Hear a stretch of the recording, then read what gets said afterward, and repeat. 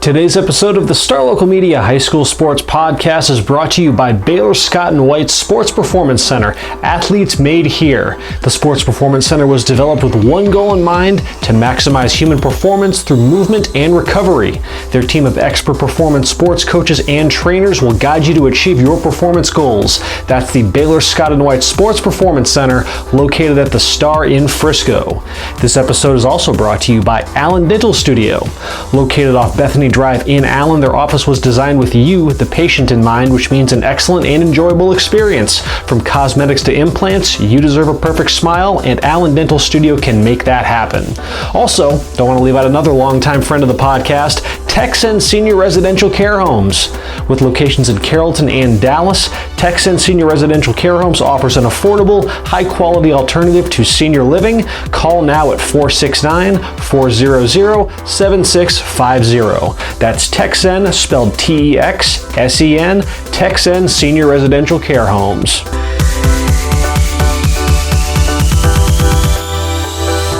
Welcome to another episode of the Star Local Media High School Sports Podcast. My name is Matt Welch, being joined by Brian Murphy and Devin Hassan. Gentlemen, it is Monday morning, and as is per usual, we got a little bit of high school football to talk about, and fortunately for this episode, this will be starting to kind of close the book a little bit on high school football coverage for the 2019 season, because the final game for Star Local Media's coverage was played on Saturday. Devin, you were out there, out at Allen Eagle Stadium to cover the Class 5A Division I state semifinal between Frisco Lone Star, the number one team in 5A D1, against number 3 Denton Ryan. In a game that we obviously previewed very extensively last week, and a game that certainly took on a bit of a tenor that I'm not entirely sure we were anticipating. I don't think even the most ardent of Denton Ryan homers could have foreseen a performance that emphatic coming on Saturday. Well, that's not the case. If you looked at my notifications on Twitter, I was getting a little bit of hate. Man, yeah, it was just a little bit. Well, after the fact, beforehand, I doubt. No one was saying anything before. Chirping beforehand. Devin, you were out at the game. You did a rapid reaction. Just immediately in the moment, giving your thoughts on the game. But obviously, for a game of this magnitude, with a result like this, there's certainly a bunch of different angles that we can attack this game by. So let's kind of treat this as a chance to give some fallout from the final game on the Star Local Media High School football calendar for the 2019 season. Devin, just talk about, for those who at least haven't heard the reaction podcast, who haven't, were kind of just learning about this outcome. First off, Denton Ryan won this game 35-7. Again, it seems impossible that one could have fathomed that Lone Star with that offense, and one of the state's all-time great. We can say that now, right? Marvin Mims is he's an all-time great performer at the high school level. He has, he sets the state record for most career receiving yards or whatever. And with all that offense has done this season, just essentially pitching a shutout, because that's essentially what it was. Lone Star scored with 4 seconds left, and otherwise it was, just a defensive performance, the likes of which, when you look over Denton Ryan's resume, the numbers were incredible. They'd been holding teams to 10, 12 points a game or whatever entering that game on Saturday. But at the same time, you just don't know what it means when you're playing the teams that they played. Furthermore, the teams that are outside of the Dallas area, we don't know what it means, when you beat up on the Abilene schools and the Lubbock schools and whatnot. It just doesn't resonate as much as when you're a team like Lone Star, which beats Highland Park twice, just runs up 40 points on Lancaster. So just to kind of now get an extra layer of context to just how good that Denton Ryan defense is. And Devin, it sounds like that was the area in which this game was kind of decided on Saturday. It really was. That front seven for Denton Ryan just, wreaked havoc. They were in the backfield all night long. Garrett Van Gill never had time to set up and throw. They couldn't establish a ground game.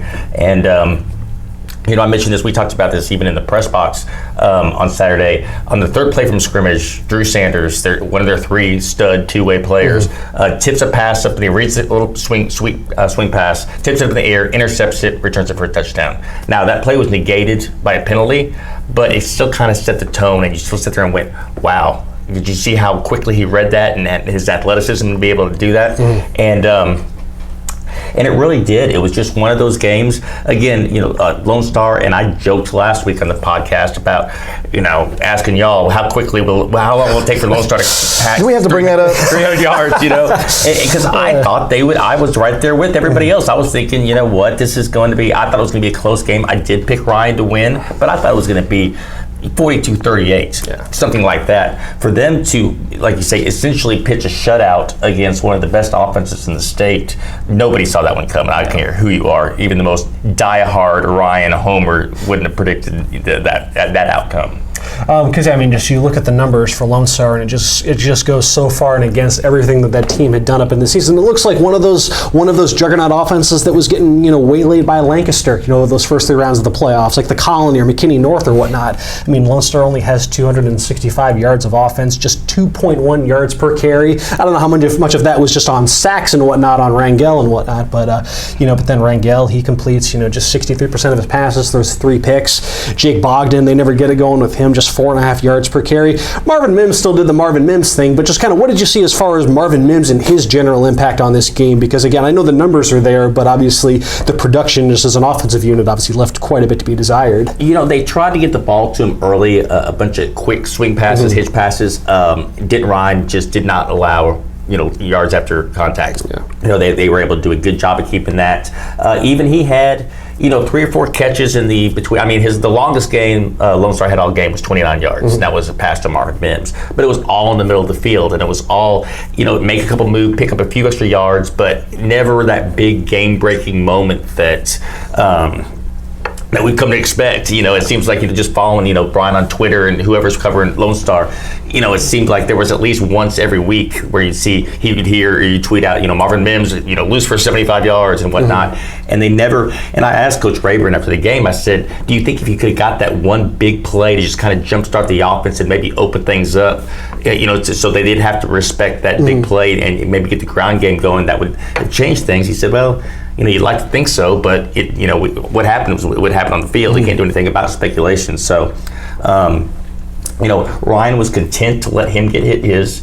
He's almost impossible to cover and just say you're not going to catch the ball. But what they said was, we're going to let you catch it, but we're going to have 2 guys around you. We're not going to let you break a big play, and we're going to take everything else away. Yeah. And that's essentially what they did. They did. Oh yeah. The next highest receiving year for them was Trace Bruckler with 2 catches for 30 yards. The same Trace Bruckler that had 14 catches for 150 plus yards against Highland Park. Yeah. This kind of makes you think.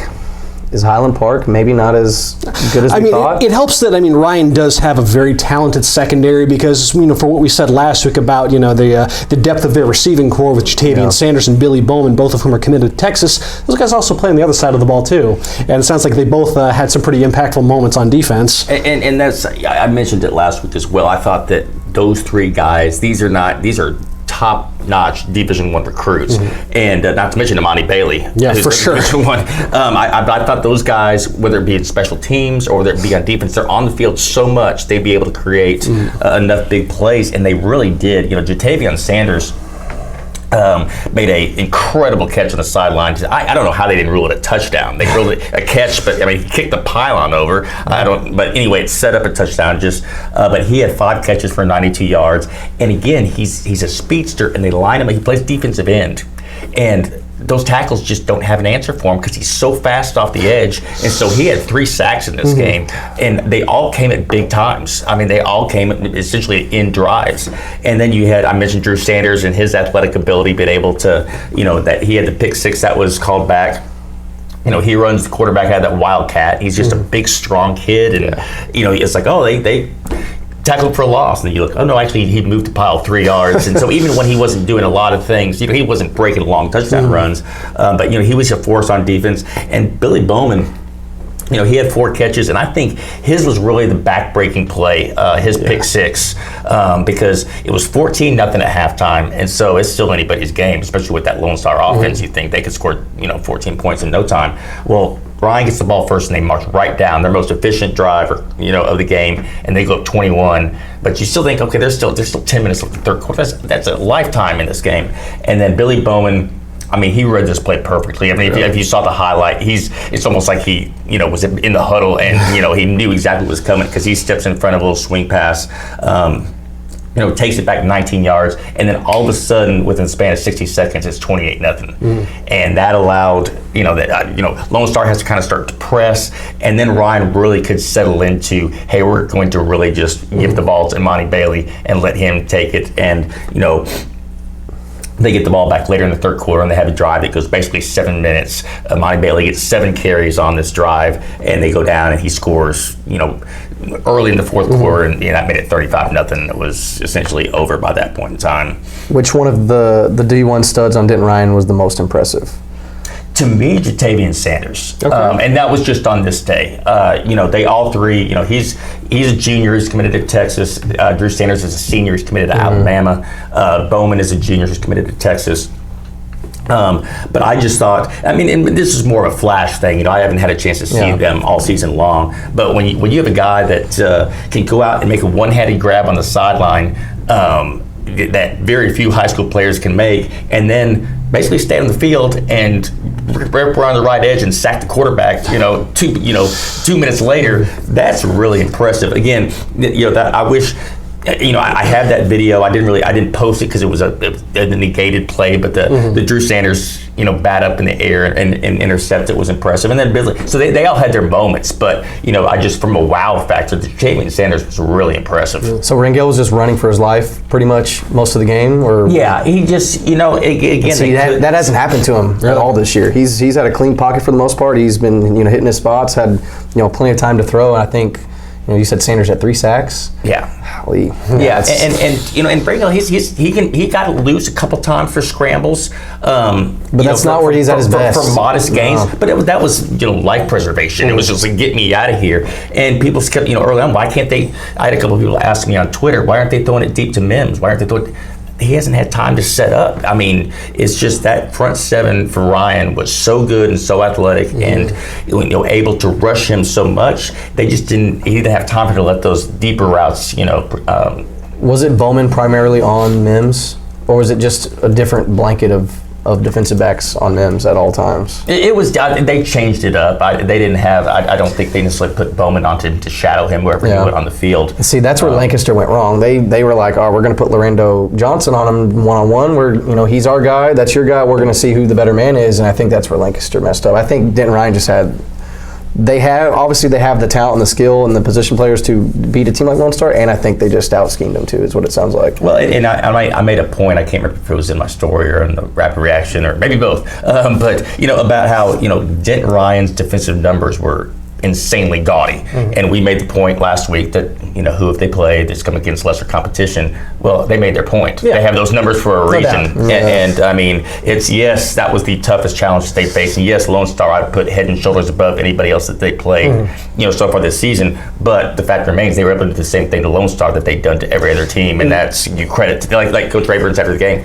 Credit to those guys. They played their tails off, and they deserve to be where they're going. To the state championship game. It was just like you intimated. Like you can say what you will about their resume, but it's just because they haven't had the opportunity to play the Highland Parks and the Lancasters and whatnot. It doesn't mean they wouldn't have been capable of shutting down those teams as well. Again, just because of the region that they're in, like they're in Region 1, so they're not going to see any of those teams until the semifinals, and because of the the district and their non-district schedule and whatnot, which was already set in advance and all that, so you didn't really you just didn't have a gauge on what it truly meant for them to play some of the juggernaut offenses in the Dallas area. And yeah, man, they answered it and they passed that test with flying colors. And what a gratifying feeling that had to be for that program, with as close as they've come in the past, this being their 4th consecutive year in the state semifinals. They just hadn't been able to get over that Highland Park hump, all these years, and it's out of the way. And yeah, that's got to be a really, really rewarding sentiment for that program right now. And still got to win one more though, because you have the number 2 team in the state right on the other end in Shadow Creek that's just been taking care of business every step of the way, and they're back in this game for the 2nd consecutive year. And yeah, that game will be Friday 7 o'clock out at AT&T Stadium in what's a pretty action-packed last couple of days of the state championships, as I look over the schedule right here. But yeah, man, Denton Ryan gets it done, 35-7. Obviously though, Devin, you were at the game, you got to see this in person. Now at the start of the week though, it wasn't expected that you were going to be out there because you have not been covering Lone Star all season. That's been you. And what do you got to say, Matt? You were no, Brian. You mentioned it on the podcast last week that you were going to have to miss this game because you were at a wedding and whatnot. But obviously, you were still All my friends are getting married right now. I know, man. Yeah, no, you're at that age when that's happening every other month, it seems. And it's not the first time that that weddings have sprung up on you during high school football season. But I just take me back to Saturday, because obviously you were well aware of what was happening. This game was going on. You were still following Twitter. You had a great thing going with the ongoing run of like Michael Scott memes and whatnot. So listen, you were having fun with it, even though that you definitely put some stuff out there that maybe riled up the Denton folks a little bit. Yeah. But nevertheless, so what was your reaction to this game as it was unfolding and things were going just completely against what we kind of expected? So I was replying to all of Devin's the big plays when it was the Drew Sanders near pick six. I replied. That was the first GIF. I think it was like of Denzel Washington or something in training day where he's just like, yeah, that's right. You have. And then after that, I was like, man, Michael Scott would be really good for these next reactions, because he's got the most extreme reactions, good and bad. It's a very eclectic mix of, and there's so many GIFs and memes that you can choose from. So then once I think Ryan went up 7-0, I did one of him like where he's screaming no or something like that. And then I was on the way to the wedding, and the wedding was real far, so it was like almost an hour drive. But I get to the wedding, and this was clutch, because this is the first time ever at a wedding where the people stood up the entire time. I don't know why. No one ever sat back down. So they stood up when the bride walked out, and no one ever sat back down. And so I'm on the second to last back row, and I'm just like, all right, what's kind of going on here? And I didn't like what I was seeing, but I was still kind of having fun with it. And I think it was the Billy Bowman pick six. I think it was, by the time the ceremony ended, it was 28-0. Yeah. So it was definitely time to hit the free open bar at that point. And I was getting shredded alive, by fellow Texas high school football media mafia members, and then some Denton Ryan fans. They weren't too bad. I mean, whatever. But some were kind of reaching out to me. Who cares? Just a reminder, I'm not a fan of this team, and I don't hate your team. I just like to have a little fun with it. Brian took it like a champion, because that's like, listen, dude, you definitely do take a risk when you go out on social media and you basically make your thoughts known for a certain game, and you're leaning so far in one direction that if it backfires, I mean, listen, Twitter's full of mean people. Yes. That's what social media is. So, and they will clap back at you in a heartbeat. But no, man, like, you didn't run from any of it. You had fun with it. You took it like a champion. If Lone Star would have won 35-7 the same way, I would have been a big jerk on it. I would have been so obnoxious. So you know what? I took it on the chin, because you can't talk that much mess and then not take it. If you can take it as well as you can dish it out. Sure. You took it in stride. I do appreciate Diggs calling me out as specifically, because he picked Lone Star also, and he was like, he deferred people. He's like, hey, if you also want to talk to someone, here's at Brian Murphy, and then he put in parentheses, you're welcome, Brian. I'm like, well, Diggs, thanks. Well, and I think part of it, Denton Ryan is not 28 points better than Frisco Lone Star. Yeah, that was what I was going to ask. If they play this game 10 times, does Ryan win this 6 or 7 times? Does Lone Star win a few of these games? Or I think so, just because every game is going to go differently. I mean, I think and you saw it. You would think, at semifinals, it's going to be 2 very evenly matched teams. But did you see the number of lopsided games from around the state? Yeah. Some of these, Duncanville just destroys Rockwall, just down the street. Well, Duncanville's the better team, obviously. They are, and that's one of those that if they play 10 out of 10 times, Duncanville probably wins all 10. Yeah. But you expect Rockwall to probably put up a different effort, maybe game plan different. But you saw it a lot around the state. It's just, when at that stage of the season, when everything's on the line, things do kind of get away from you, and one team kind of panics a little bit, or they try to change the course of the game by doing stuff maybe that they're not accustomed to doing. You mentioned if they play 10 times. Obviously, we saw what happened the one time, and so you'd have to say Denton Ryan would be favored to win a majority of those matchups just based on the way that Saturday played out. But no, if they. If this was one of those situations like with Highland Park, where if these teams would have met in week 3 and Denton Ryan would have won 35-7, and then Lone Star has 3 months to, change their game plan to come up with something different. Oh yeah, of course you're going to do. You're going to see something completely different. But then again, Ryan's coaching staff, credit to them too for coming up with that game plan in the first place. I think it was a really intriguing matchup on Friday, and it'd be fun to see him play, again. And.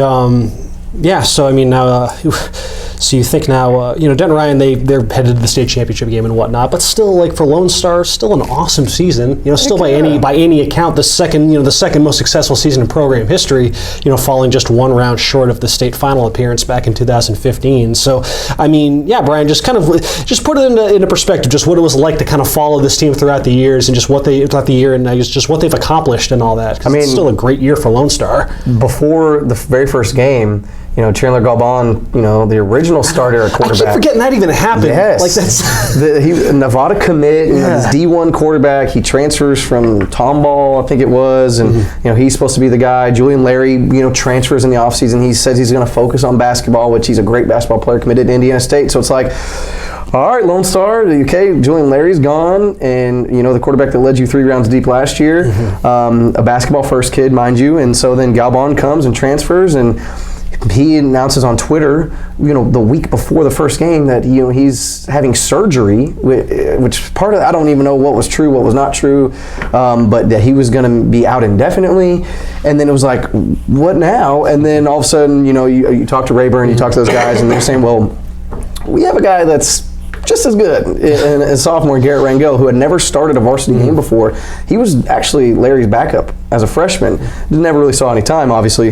Rayburn called and referred to him as a quote-unquote stud, and then they believed in Rangel, and that's like, well, okay. It's just lip service, just to get is it true? Yeah. Like, what? How can you take this? Take it with a grain of salt. He's a sophomore. Turns out he was awesome. Yes, and you saw it in the very first games when they played Denton and Richland. They're blowing them out by 60. They beat Denton by 70. And then it heads into that showdown with Highland Park. And next Lone Star all season was heading into that game was ranked, I think, 4th. And it's like, okay, well, are they ranked 4th because of they're named based off these 2 blowout wins over these teams that aren't going to make the playoffs and what have you. Rangel was putting up insane numbers. Marvin Mims was putting up insane numbers. And then that coming out party against Highland Park was just, in my opinion, the game of the year. At Highlander Stadium, the way they beat them, beat Highland Park pretty good. And I know I mentioned this just a few minutes ago, is now during the, on Saturday, I was thinking to myself, it's like, maybe is Highland Park, when Ryan was blowing out Lone Star, I was like, is Highland Park maybe not as good as we thought? Granted, we know Chandler Morris, he's great, and Prince Dorbo, they have some studs, but it's like, obviously this isn't the same Highland Park team from the last few years, and I started questioning myself. I'm like, is Lancaster even that good? Is Lone Star even this good? But I was just kind of overreacting a little bit, but still the fact that they beat Highland Park, and Highland Park still beat everyone else except for Lone Star. They beat Lancaster, and the fact that they beat them at Highlander Stadium, a lot of teams could have been like, well, there's our state championship right there. And the fact that Lone Star, went on to do what they did in district, blowing out Wakeland, blowing out Independence, teams that made the playoffs, and then beating the Colony the way they did through all the adversity, with Rudy Rangel, pulling out all the stops against them at the Colony, a very tough place to play, and then winning that game. And they just kept on rolling, man. And they faced the gauntlet of Region 2 in the playoffs. They went through that, and then they just, they made it to the state semis for the second time ever. You could say this team was better than that team that made it to state in 2015. 2015 with Jason Shelley and Jalen Dixon and those guys. Well, Nick Bolton, that was a very good team. But, this year's team was one for the books, one that, really, just set the bar even higher for Lone Star, reaching, new heights once again. And, because, Frisco, I believe they haven't had a state champion since 1973, I think. Really? And the fact that Lone Star has been able to do this consistently throughout the decade and been that, gold standard for Frisco ISD when it comes to football, there's nothing to be, hard. I mean, yeah, it stings, No doubt. when you have state championship expectations, but still, there's still so much to look back on. And you have Garrett Rangel coming back, and you have a lot of guys coming back. You lose Jalen Ford, you lose Marvin Mims, lose some of the offensive line that have been so good, and Jake Bogdan, who's been great, coming in this season, was never really a running back. He was more of a slot receiver. He comes in, takes over lead back duties, first year starting as a running back, rushes for over 1,000 yards. He's been awesome. There's just so many things to be thankful for and happy about if you're a Lone Star fan or one of these Lone Star players. Yeah, Lone Star closing out their season at 14-1 now. 14-1. But yes, ultimately though they do fall short of getting to that state championship round. We'll discuss a little bit of that stuff on the back end of this break and kind of apprise y'all as to where things are at heading into the final week of our picket line, because sure enough, as is the case every year, there are some high stakes heading into this final week of our weekly pick'em, and we will touch on that after a quick word from the sponsor. Today's podcast is brought to you by Star Local Media. 14 newspapers and websites with a print distribution of 270,000 homes and monthly page views of 600,000 online. Star Local Media, your community voice for news. And now, let's get back to the podcast. And we are back. So we've continued. We've officially laid to rest Frisco Lone Star and closed the book on at least high school football coverage for the teams in our markets. But nevertheless, though, there's still a pretty fun little slate of games later on this week because this is the biggest week of basically the high school sports athletics year. I mean, this is where you get to see. It's at AT&T Stadium, which is just the perfect venue for something like this. And I mean, you look over the schedule and just some of the championship matches that we have, and it is, there are some worthy finals here, especially when you start getting, later on in the week. I mean, obviously everybody has had their eyes on that Duncanville North Shore rematch since last year's game ended, essentially. And so as this is the case for us, though, even though obviously we don't have any games left to cover, personally, we still do have to have a say in these because we do our weekly pick'em. The picket line, this has been tradition at Star Local Media forever. And, without any games locally, we have to kind of, go above and beyond and think outside the box with 12 games that have schools that we just don't cover.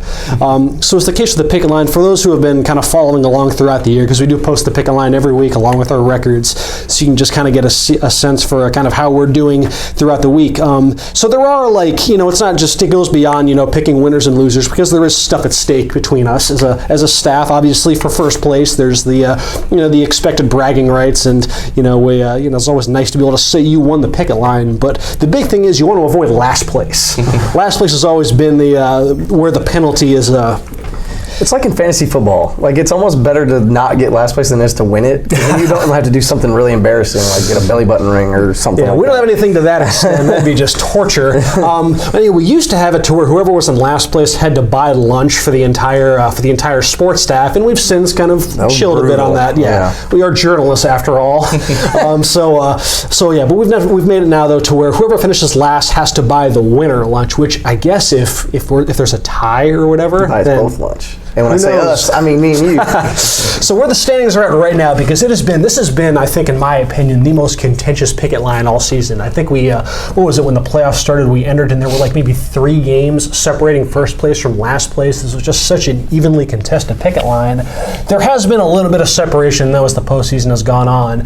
But as things stand right now, I'm in first, with 125 and 35 is my record. Brian, you're 1 game back at 124 and 36. Taylor Ragland is tied with Devin over here at 120 and 40. Devin, you were bringing up the rear for a little bit there, but man, Devin came through in the clutch with a 10-0 ballot in the state semifinals. Devin picked every game right that we had up for consideration last week. That's right, my time of the year. Right? and man, yeah, it's as good a time as ever to have a week like that, because you and Kendrick were tied for last place, and Kendrick went 7-3, which again doesn't sound bad. Like 7, it's not like you went 4-6 or anything like that, but just because of of how strong Devin was, Kendrick, who was tied for last place, is now 3 games back of Devin now with a 117 and 43 record. Kendrick, who again he hasn't been on the podcast in a couple weeks because he's been out of town doing freelance work, covering some boxing matches and whatnot. He's on his way back in this afternoon, so he'll be back on the podcast later on this week. But nevertheless, though, with Kendrick, he began the playoffs tied for first place with Brian and I, and it just has been Johnson Damas. Yes, the self-proclaimed Johnson Damas, and feels like ever since McKinney North season got derailed by Lancaster, it's just been he's lost his mojo. Well, Kendrick's also like myself, we're the more likely candidates to take a flyer and pick an upset or 2 or 3. Which is all fine and good because you have bragging rights if you nail that game, like this. And you nail your share throughout the year, of course. But Kendrick has missed so many. But when you pick 2 or 3 a week and then those upsets don't happen, then you find yourself behind. That's what happened to me for a spell. I got lucky last week, but that's what's kind of happened to Kendrick these last 2 weeks. He's picked 2 or 3 games, and we're both on the picking against Lone Star. That burned us 2 weeks in a row. It's.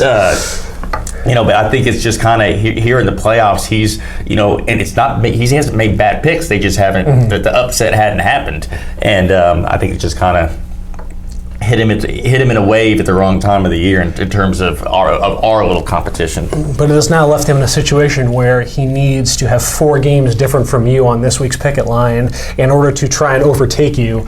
And that's assuming they all hit, which again is really tough to do, because you look over some of these games and there are some that look like coin flips for sure, and then there are others where it's a bit more, okay, one team should take care of business. I love the final week of the picket line on championship weekend, because I look at like 3-4 of these towns, never heard of them in my life. Like the 6-man and some of the 1As. Matador, Motley County. Where is that? And that's the fun thing about like state championship week, is that it does bring like these communities from all over in Devon, as you were just talking about. Like that can be one of the kind of the unspoken charms of this week, is that especially for those lower classifications, how this is such a huge deal for that community. And kind of just break down your perspective on it, because you've seen this in person and whatnot. What is it like? Because for all the attention that people focus on the 6A finals and the 5A finals, there is just as much fanfare, and perhaps sometimes even more, earlier in the week. Yeah, I've 3 times I've actually been able to, since they moved it here, been able to go to every game Wednesday through Saturday, even if I didn't have a team involved. Just for experience, and there's something about being in the stadium for one of those 6A finals. When Allen's playing or when Duncanville's playing, or that's going to have 50,000 people. There's just something about being in that kind of atmosphere. But yeah, those Wednesday, Thursday games with the 6-man, with the 2A, with the 3A, those are games are just to me it's fascinating, and I become part of the crowd. I'll even buy a T-shirt or whatever the school colors is, and go down there and just blend in, and it's just talking to some of these people from, you need to think about it. AT&T Stadium is 15, 20 times bigger than the entire size of their town, in essence, and a lot of these kids have never seen anything like it. They're small town, and it's just, they make the joke, last one out, turn out the lights, lock doors, et cetera, et cetera. I heard that with Rockwall, because the Rockwall brought there such a huge crowd on Saturday. But that's literally the case for a lot of these towns. It's small, and they rally around the team, and it's a whole community, and they literally bring the entire community to Arlington to see this game.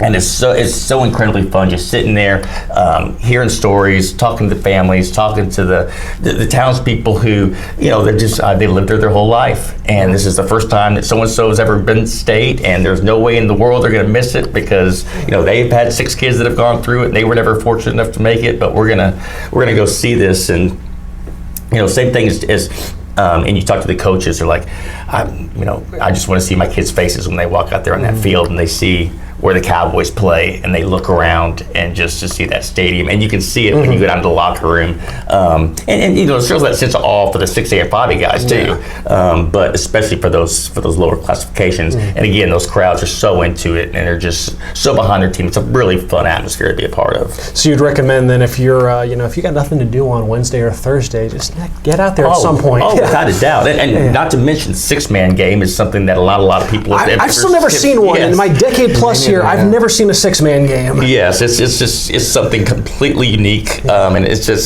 a lot of fun to watch. But yeah, without a doubt, you can't go wrong on any of the 4 days, and obviously it builds up. The crowds build anticipation of that of Saturday, and that's one of my favorite lists of the year, is when, as the bowls are being played out, as the 35 bowls, and they list the attendance for each one, and they slot the Texas high school football games, and a lot of times they rank top 15, if not top 10, in terms of compared to bowl attendance. Like you don't realize in the moment how serious this state is about high school football until you see that they cram nearly 50,000 people in a stadium to watch a high school game. And that's the great thing about those early games too, because the combined population might be 3,000, 4,000 for some of those small schools, but then the attendance will be 9, 10, 11,000. Because there's just people like to go out there and see them, and then they pick a side and they support, and you can't go wrong with any of those days. I always love to see, though, if if there is a game that could potentially perhaps threaten for like a potential state record for that all-time attendance mark, because there was, we did go, a few decades with Plano and Port Neches Groves as the what's up? Only because of traffic. Ask anybody who was trying to get to that Trinity Catholic game, and they'll say if it wasn't for traffic, that would have shattered that record. Okay. But yes. Because that was the the long-standing title belt holder as far as the highest attendance figure in the state. It was, I'm looking at it right here, 49,953, and then with AT&T Stadium opening and that being the long-standing site for the state championship games, you've had then 2 times now that record has been broken, and both featuring the same school, and wouldn't you know, it was Allen. Allen during their band pushes it over the edge. So yes, Allen, which had their state championship game in 2013 against Pearland, drew a crowd of 54,347, and then the following year against Cypress Ranch was the number 2 highest attendance figure, and that was 52,308. So obviously, yes, with all of the fanfare that was surrounding those Allen teams and Kyler Murray and all of that, I mean, yeah, you could see what a huge deal that was, and I mean, obviously a community like Pearland is pretty gaga over high school football, so it was just kind of the perfect storm of circumstances. I wonder how close the Duncanville North Shore rematch on Saturday is going to come to approaching either of those figures. Now, last year's game finishes it was 16th all time. It drew just a little over 42,000, so it'd be a pretty massive leap. But this is a game that I think the rematch is always going to have a little bit more buzz around it than the predecessor, because you kind of didn't know what to expect. These are 2 great teams, but with the way that last year's game ended and just the buzz for that, and just how these 2 teams have been on a collision course all year, despite North Shore taking a loss at the start of the year to Katy. The stars have aligned and we get the rematch, albeit under a very different set of circumstances. Do y'all remember where y'all were when North Shore won on the Hail Mary? I was watching it on TV at my apartment. Yeah, like I was at a holiday party, Chris's party, kind of like a housewarming party at our house, and only in Texas you have literally 90% of the holiday party huddled around the big TV, really? All crammed in trying to see the end, and seeing North Shore win on a last second freaking Hail Mary, play of the year, play of the decade. I was out at a establishment, and yeah, I mean, there was no. What does that mean? not that guy. I was at a bar. Okay. But there's no sound on the because the jukebox is on. Mm-hmm. Well, I'm watching it because that's not me. Mm-hmm. Well, when they hit the Hail Mary at the end, the entire bar behind me erupts. Everybody in that place was watching the game, even though there was no sound. I thought I was the only one in there watching, just because whatever. But no, everybody had drawn their attention to this game. So yeah, it's incredible just how people get drawn in by these kind of things. It wasn't wasn't quite as much fanfare where I was at. I initially began the night out at a pub out in the Colony watching the game, and it wasn't on any of the TVs there. We're going to change any of the TVs on there, so I had to pull up a stream on my phone and watch and whatnot. But you could tell. It was a great back and forth game. So I was hooked into it. And I was just staring at my phone constantly. And then as the night went on, I went home and watched the back half of the fourth quarter on my couch. And just jumping off and I was just in such awe. My girlfriend at the time didn't have quite the same reaction that I did to it, but it was still a pretty an incredible way to finish the season. Just the kind of storybook finish that you don't ever think could actually happen in the game, and for it to decide a state championship, it was amazing. We need Jaquindon to be healthy. Yeah, because that's where all of a sudden now this rematch has taken a bit of an unexpected turn, because Duncanville, even though they took care of business against Rockwall in just uber impressive fashion on Saturday, it did come at a price, because their star quarterback, one of the best players in the entire country, Jaquindon Jackson, he got hurt. He banged up his knee, and as of now, it is kind of unknown, his status for this game on Saturday. And I get it, it's probably in Duncanville's best interest to keep that close to the chest. But nevertheless, from an outside perspective now, how much does this just change things for this game? Because Jaquindon Jackson is, it's not just that he's not going to be there, it's that they're now going to have to throw a freshman into that fire potential. And this is assuming that Jackson's not able to play, because again, it has not officially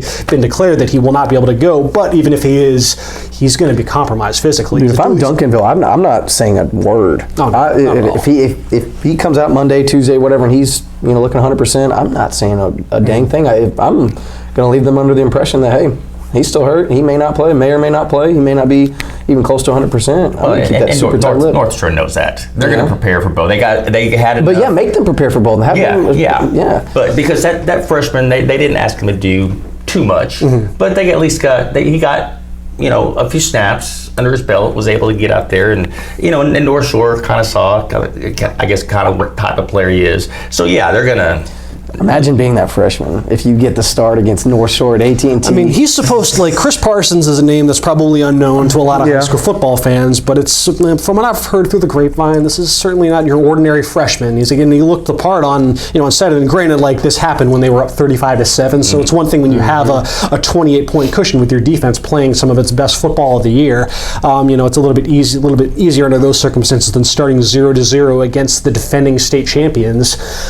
So yeah, you wonder how that's going to, if they decide to lean on, Tristan Smith in that run game a bit more, but against a North Shore team that the strength of their defense is their ability to stop the run. But Duncanville does have, like, maybe the best offensive line in the entire state. So I don't know. It just throws a completely different monkey wrench into this thing, because, I mean, you were all ready for Jaquin and Jackson versus Zach Evans and Demetrius Davis, and just another star-studded rematch between two teams that are essentially like glorified college teams with all of the 4- and 5-star talent they have. And Duncanville still has its defense. They do. Which has done what nobody has been able to do, come close to doing all year long, and that's slow down Rockwall and Jackson Smith last week. And they said they were going to do it. Yeah. I didn't believe him. I didn't believe him at all. I thought that he was still going to get his, and wow.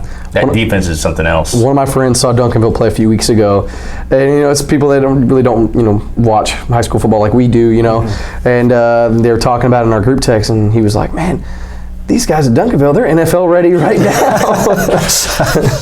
I mean, they beat Rockwall 56-14. They beat Southlake, Southlake team that was just killing everybody. Yeah. They beat them 49-35. A really good Arlington Martin team, 45-17. I mean, I was all ready to pick Duncanville this week, and this just had all the hallmarks of, okay, they're going to live out this revenge narrative. Just after falling, short last year, that they've just been on such a tear. They've been, taking down just the absolute best that that the Dallas area had to throw at them at the 6A level, and then now, just without Jaquin and Jackson in the mix, it just throws, you just have to kind of recalibrate your thinking on this matchup entirely. North Shore, because they've been equally emphatic, even though, they haven't had their top receiver, Shadrick Banks for most of the season, when he was out at the start of the playoffs. I guess he had an ankle injury.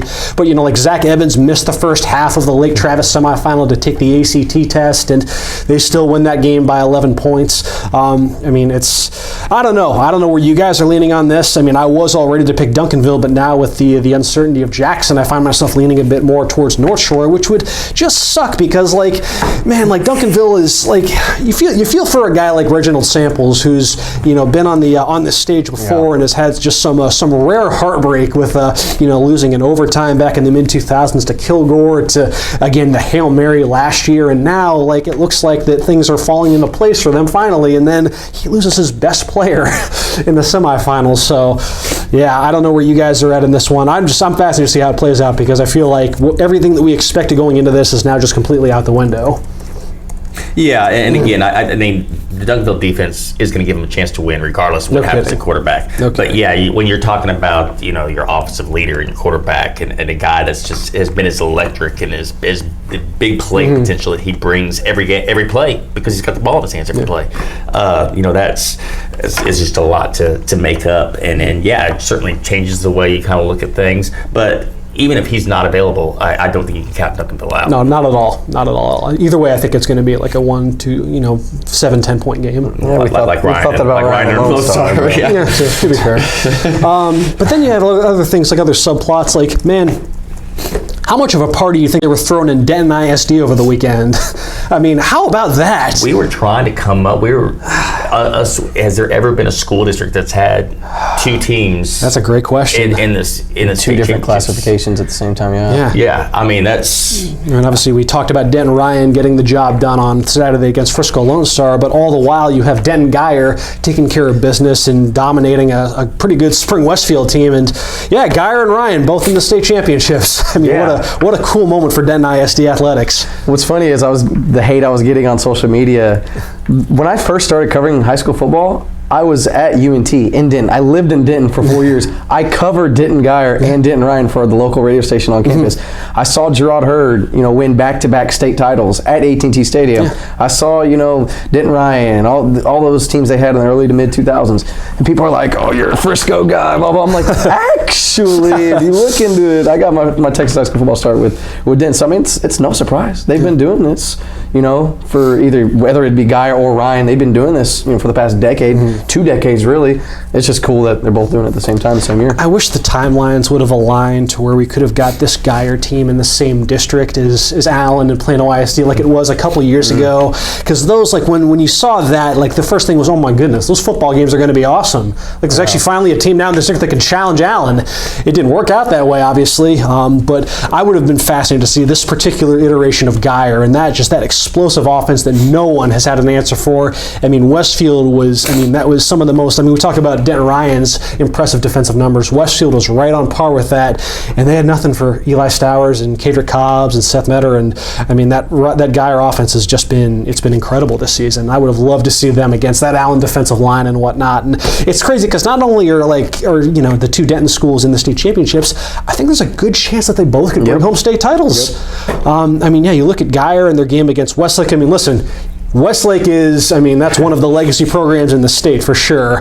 With Todd Dodge and the great work that they do down there. I feel they're always, at this juncture of the postseason, and it really is like your stereotypical explosive offense versus lockdown defense, because Westlake hasn't been allowing next to anything, in their run to the state final. So that game should be a coin flip of sorts. And then Denton Ryan, as much as the emotions were flowing on Saturday, again, you got a Shadow Creek team that has been on this stage before, and something that this Ryan group has not, you wonder how that's gonna play out if Ryan can, because now I think I feel like we're gonna get a lot of Denton Ryan support on the picket line for just the ease in which they handled Lone Star and all that Lone Star stood for, but that should be a great game as well. That should be great. And then you look elsewhere and like La Vega and Carthage, that should be an incredible game. Heck, I think even Aledo and Fort Bend Marshall should be fun. Aledo's banged up and not exactly the overwhelming power that it's been in recent years, but haven't Carthage and La Vega split the last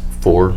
Have they? Wow. I guess I don't have that in front of me. I believe it. I know La Vega is the defending state champion. I think so. I know La Vega won it last year. And they won it back in 15. Carthage won it 2 years ago, and I believe they won it 3 years. I think this is whoever wins. The 2 programs will, after this year, will have the last 5. Wow. It's just whoever wins. Whoever wins this week has 3. There's 2. If La Vega hadn't beaten Argyle the way it had, 2 weeks ago, I'd be picking Carthage. But now I don't know. Even before that game, I was telling you on the podcast, I wasn't that impressed with La Vega when they played Salina, and I'm an idiot. Beat Argyle by a million. I'm dumb. Blah blah blah. That's basically what I sounded like. Carthage is one of those, and we were talking about it earlier. Programs that we don't get to see on a regular basis. Sometimes no one ever get to see ever because they're smaller schools. But they just have this name, this brand recognition almost that they're going to be good year in, year out. And Carthage is one of them. Mart. Refugio, some of the other schools that are playing this week, and they may be the underdog. That's something we'll look into more as the week goes on, because obviously it's teams that we don't see on a regular basis, but you just see that name and you're like, oh, big surprise, they're there. It seems like they're there every year. But Carthage is one of those. So yeah, that them and La Vega is one of the more intriguing matchups in my mind. Oh man, there's nothing like it. There's nothing like state championship week in Texas high school football, and it should be a fun one. The action gets going on Wednesday at AT&T Stadium. It'll run through Saturday night, and it is a loaded schedule. But yes, we'll have our picks for these games up on our website, starlocalmedia.com, Wednesday morning before the kickoff for those 6-man games and whatnot. I'm Brian. I'm anxious to see which games you end up going with, to which 2 games at least that you pick to try and overtake me for first place in this thing. Devin, I'm anxious to see what Kendrick decides to go with, and if you're just sitting pretty, man. You're in the driver's seat right there, man. Couldn't even told you the overall record until you told me. So yeah, it should be a fun close to high school football season.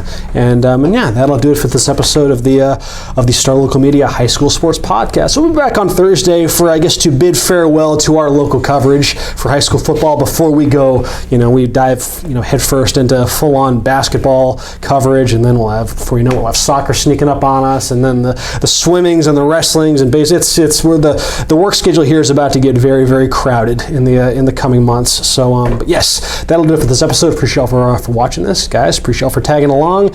You enjoy the rest of your week, folks, and we will talk to y'all later.